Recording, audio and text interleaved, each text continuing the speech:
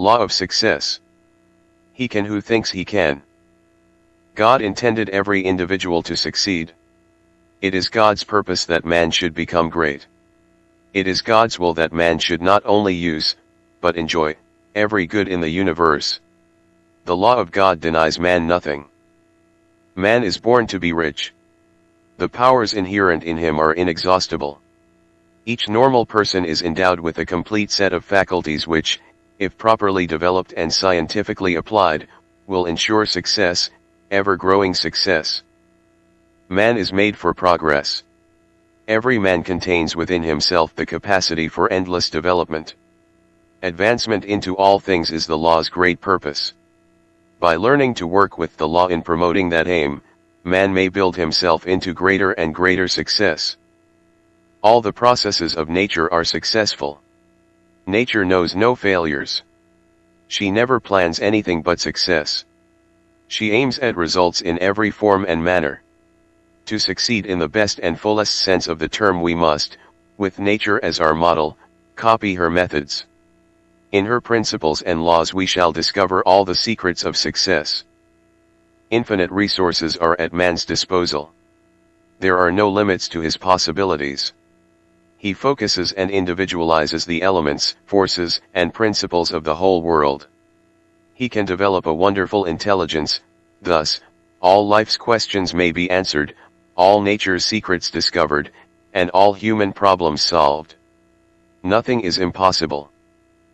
Higher faculties, remarkable talents, superior insight, and greater power are dormant in all, and by special psychological methods, these exceptional elements can be developed to an extraordinary degree for actual and practical use. Every mind can develop greatness. It is simply a matter of knowing how. True self-help, self-discovery, self-knowledge, and the proper instruction in applying one's faculties and using one's forces will advance any person. Practice will ensure efficiency, use will bring forth results. Success, therefore, is within the reach of every aspiring man. Do you wish to succeed? You can. You possess all the essentials within yourself. All you need is to gain a right understanding of the principles and laws upon which success is based, and then to apply the right methods of operating these causes until success is earned. The law of success is as definite as the laws of any science. The exact use of this law will produce results every time. It is results that count, and as results may be multiplied indefinitely by a persistent application of this law, there is no ending to the success you can enjoy. Great things are no less possible than small things, and it is the great things that will follow whoever uses the law with faith and understanding. Whatever your present state or condition may be, there is a better and a larger future in store for you, but you must prepare yourself for it. You cannot rise into the better and greater things unless you do something about it. Study, planning, and effort are all necessary. The young and the old alike are entitled to advance. To be true to yourself and to the law which governs you, you simply must advance, for advancement is success. It is the law's intention that you shall move forward.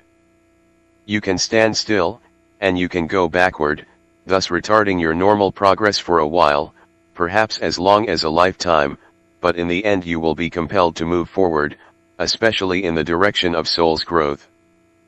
Nature brooks no interferences with her purposes. This is often the reason why prods and pricks of adversity come when you fail to move forward. There is a new element abroad, the spirit of progress, and we must all keep pace with the times. You can achieve your ambition. Aim high and build well.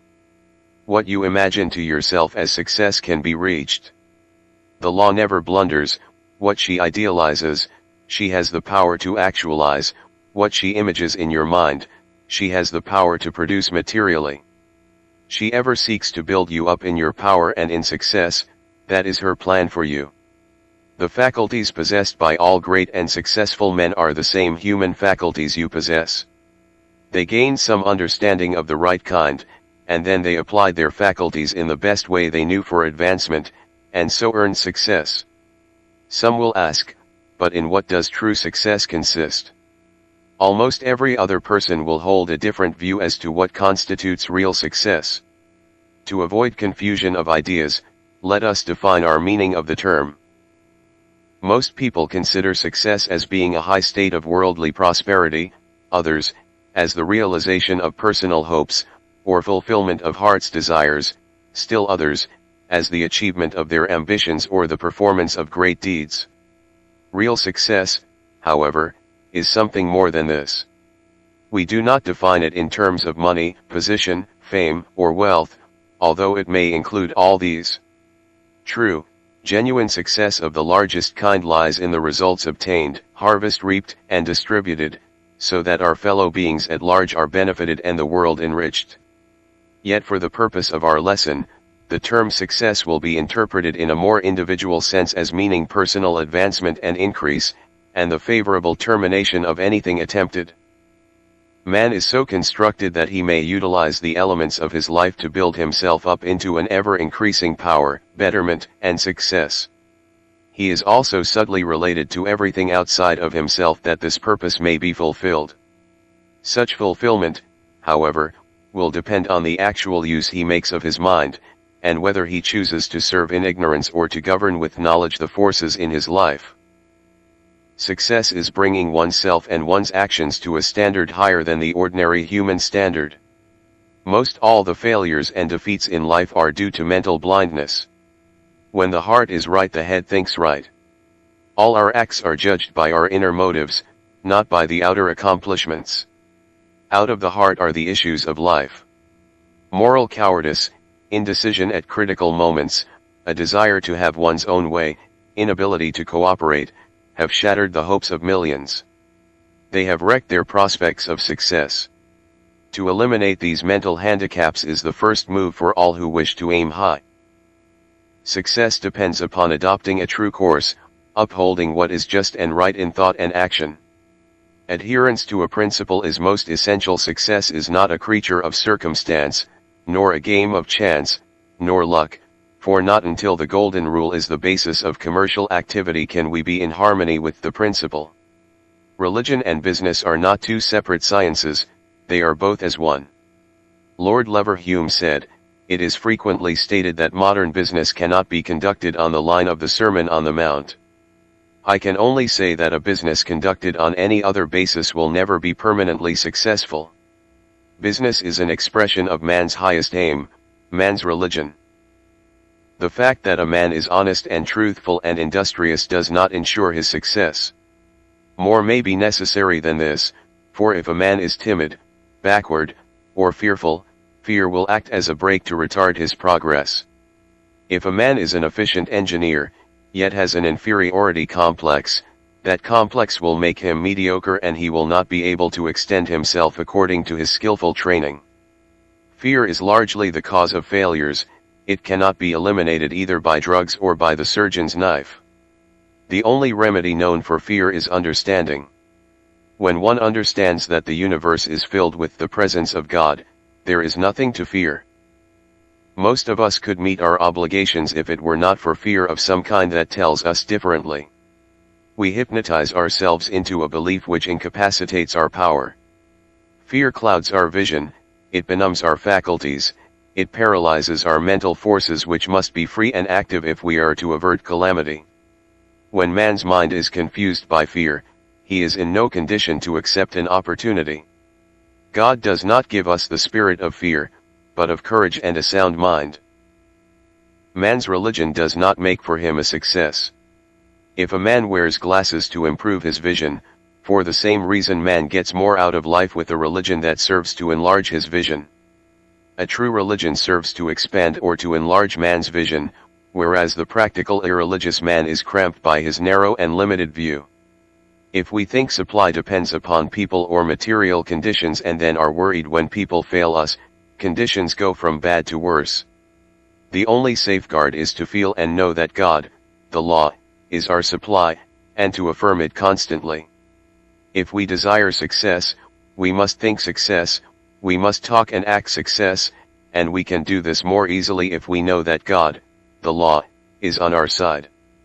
No good thing will God, the law, withhold from them that walk uprightly. The religious-minded man realizes that he that is for us is greater than that which is against us. It is said that half our failures are a result of our pulling up on our horses and checking them as they are about to leap the barrier.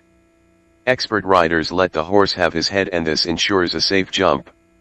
Half our failures then are that we pull in at the moment when we should let all our forces out to have full vent as we make a leap. We jerk ourselves back into failure just when we could be riding on to victory. Two boys dove into the river one day, challenging one another to swim across, a distance of about 2 miles. They swam on with a strong and steady stroke, and the lead swimmer, not looking back, continued swimming on toward the other shore. When he walked out on the bank of the river and had completed his swim, he looked back to note that his friend was nowhere near. He looked more carefully and, behold, there he stood back on the other shore from where they had started. When he met his friend, he said to him, "How was it that you did not follow me across the stream and reach the other shore?"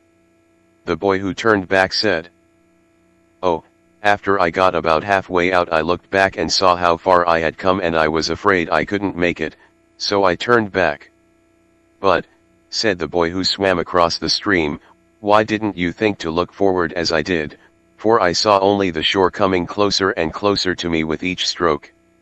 Why didn't you think it was just as hard to turn back to safety as it was to continue swimming to your goal?" When Moses led the children of Israel out of Egypt to the Promised Land, they met with what seemed to be an impossible barrier, the Red Sea. Some wanted to turn back, many murmured and complained because they had ventured so far from Egypt. Moses cried out, "God, what shall I do?" And word came back to him, "Why criest thou unto me? Speak to thy children that they go forward." Moses spoke to his people, and as they marched into the sea the waters parted and they crossed over on dry land. Moses burned his bridges behind him as he went, then there could be no retreat. Success is a matter of advancement by grade. No man can become a success except by training.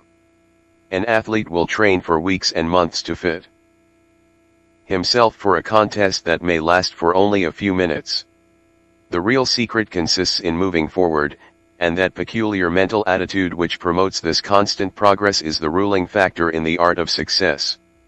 No person can succeed who is not imbued with the desire to advance.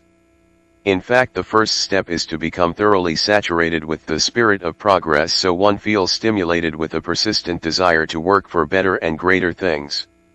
The desire to advance implies the power to advance. That is the law as absolute in its actions as any law of science. The fact that you desire to succeed is evidence that you have the power to succeed, otherwise you would not have been urged to aspire successward. You cannot aspire to succeed unless you have the power to succeed.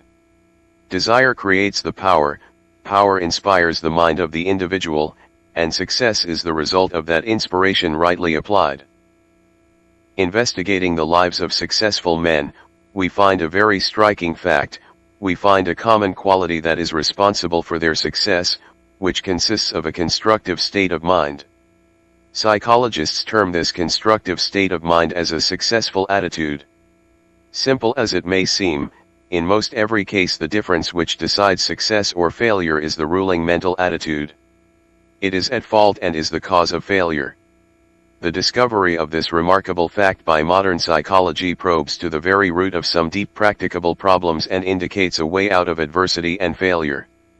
In short, the positive mental attitude of the man who thinks he can, in contrast with the negative attitude of another who thinks he can, is practically the only difference between the one who succeeds and the one who fails. The former learns the truth and discovers he can do things, and the idea liberates his sleeping energies, stirs them into activity, thrills him with the desire to advance, inspires him to get things done, so he moves into success. Some persons, however, live in the conviction that as they are, so they must remain. They believe that God had cast them into a fixed mold and that the little ability or power which they possess is all they can hope or wish for in this life. Scientific research into the mysteries of the human mind reveals a wonderful world of power and possibility. The psychological truth is, that what is possible to one mind is possible to another, and vastly more than we have ever dreamed. The same human faculties and cultivated powers of the great and the successful are possible in all minds. The only real difference is in the degree of development, not kind. Begin now to take a superior view of yourself, your life and circumstances, and of things and persons in general. As you mentally perceive the better and greater, you will consciously and unconsciously reach out for the better and the greater. In other words, your thoughts, desires, words, and mental actions will gradually become filled with the spirit of progress, and your faculties will grow stronger and your powers will increase. Catch the spirit of the words "I can" and you have the key to the successful attitude. Know you can succeed, and proceed to think, live, and act in that strong conviction. You may search everywhere, anywhere, to discover the mystic secret of success, only to find that in the end it is all contained in these two little words, "I can." Modern psychology has discovered that the person who thinks he can will speedily develop the power that can. This is a demonstrable law of the mind. Persistently think you can do what you want to do, and it will not be long before you find yourself actually doing that thing. There is no miracle about it, the law works that way. The principle involved is that if the "I can" attitude is adopted, the mind will proceed to direct all energies into those faculties which are employed in doing that which it is desired to accomplish, and steadily build them up until they become large enough and strong enough actually to perform what previously appeared to be impossible. When Napoleon sought to conquer Italy, he was faced with an apparently insurmountable obstacle: the towering Alps.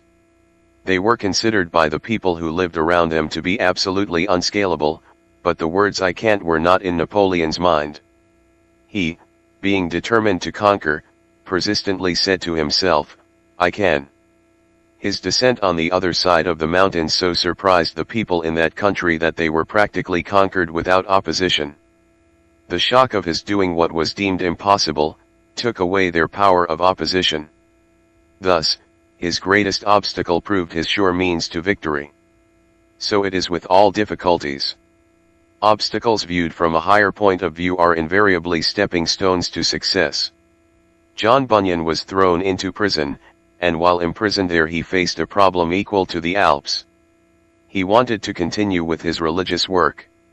He was not easily defeated, so on the twisted paper that was brought to him as a cork in the milk jug, he wrote his immortal Pilgrim's Progress.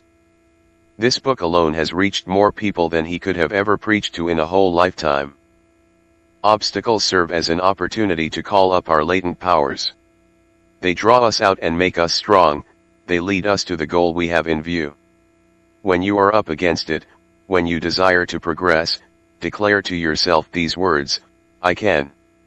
Remember, those simple words contain the magic formula to all success, and no goal worthwhile has ever been won without the realization of them. One's state in life is largely determined by one's mental attitude. Men radiate discouragement, gloom, and failure because they accept the "I can't" attitude. Others positively emanate success through a cheerful, confident, energetic "I can" attitude. We meet them everywhere. One gravitates to conditions of adversity, ill luck, and misfortune, the other attracts the very best and rises on and on to success. The negative, weak one, the "I can't" individual, repels us, we instinctively shun him, that is the law warning us to avoid him because he is out of tune with the divine order of things. On the other hand, the strong type of "I can" individual attracts and draws us to him. He is optimistic and we are glad to associate with and to do business with him. Everyone has his own individual atmosphere, the same as a flower has its aroma. So let us seek to build up a strong positive "I can" attitude which will lead us to success. In all circumstances you are greater than the things or the conditions, if not actually, you are potentially. Whatever you aim at, be certain of winning, aim high, aim well, and your mistakes will come few and far between. Keep the "I can" attitude, affirm it constantly. You will succeed, you are bound to win. John D. Rockefeller states, "The man who starts out with the idea of getting rich won't succeed. He must have a larger ambition. There is no mystery to business success. If he does each day's task successfully, stays faithfully within natural operations of commercial law, and keeps his head clear, he will come out all right. The next step is to encompass your life or to state your ideal or your objective. Make a mental picture and hold in mind that which you are aspiring to achieve. Begin with a persistent effort to work towards the final goal. Life, after all, is just like a series of many steps. Each step may provide you with new problems, but as you meet each new problem, keep your eye ever fixed upon the top, your objective, your aim, your goal. No matter how crude or how poor your first efforts may be, they are but the beginning. You may not compare yourself with another, everyone has had to commence at some time at the very bottom. In the meantime, know that you cannot fail until you give up. You never can fail if you never give up. Keep on trying, each effort produces some result. Success, after all, is only the collection of many good results. Never leave till tomorrow that which you can do today, said Benjamin Franklin. The worst enemy you will encounter on life's highway is within your own self. Its name is procrastination. Procrastination kills ambition. It gets one into the habit of indecision, which causes failure. Practice making your decisions clearly and promptly. Take care of the little questions that come to you, and they will automatically take care of any other big questions, should they arise. One who cannot decide for himself clearly subordinates his judgment, he becomes receptive to the racial thought around him, and then he becomes one of the masses and can attract only what the masses supply. What do you do with your spare time? How do you spend it? Where do you spend it? Do you give it any value? In these days much profit and sometimes the whole success depends upon the using of the odds and ends, the so-called byproducts. Byproducts are something apart from the main article manufactured, and yet they have a value of their very own. All types of big business have their byproducts, odds and ends, that pay them well. The Armour Meat Packing Company uses all their byproducts to advantage. From the pigtails to the hair there are endless byproducts. The pigtails are dried and sold as a delicacy, the hair is made into brushes and strong rope. Now if Armours neglected to use the byproducts, there would be a great difference in the amount of dividends they pay their stockholders. The point for us is this: we may not be manufacturers like the Armour Meat Packing Company. We are dealers in time. Our success depends upon the use of our time and its many byproducts, which we call odd moments. What about those odd moments? The real success of some started in the odd moments. What one does with his spare time, not only is clear profit, but it increases his mental activities. Every minute you save by making it useful and profitable, adds to your life and the possibility of a successful one.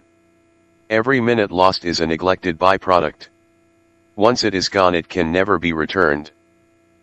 Think of the quarter hour before breakfast, the half hour after, and 20 minutes on the trolley, the time wasted awaiting appointments during the day, and the scores of chances each day when you might read, or figure, or concentrate, or work for your goal. Use all your time constructively. It is only the aimless, worthless, unsuccessful ones who speak of killing time. The one who is killing time is destroying his opportunities, while the man who is succeeding is making his time live and making it useful. I always like to hear a person say that there isn't enough time in the day for him. That person is getting the most out of his life, and, I venture to say, he is succeeding. Success, then, summarized, is the way we learn to use two valuable things: our time and thought. Knowledge alone is not success, it is the way we use that knowledge. It is important always to remember that back of all our toil and struggle, under the dust and smoke of things, there are the arms of the Father guiding, guarding, and supporting us. Whatever you lack, He has; whatever you need, He can supply; whatever obstacle you encounter, God, within you and about you, can overcome it. So near to man, wrote Emerson, when duty whispers low, thou must, the youth replies, I can. You can. If you think you are beaten, you are; if you think you dare not, you don't. If you like to win, but think you can't, it's almost a cinch you won't. If you think you'll lose, you're lost, for out in the world we find. Success begins with a fellow's will, it's all in the state of mind. If you think you're outclassed, you've got to think high to rise. You've got to be sure of yourself before you can ever win a prize. Life's battles don't always go to the stronger or faster man.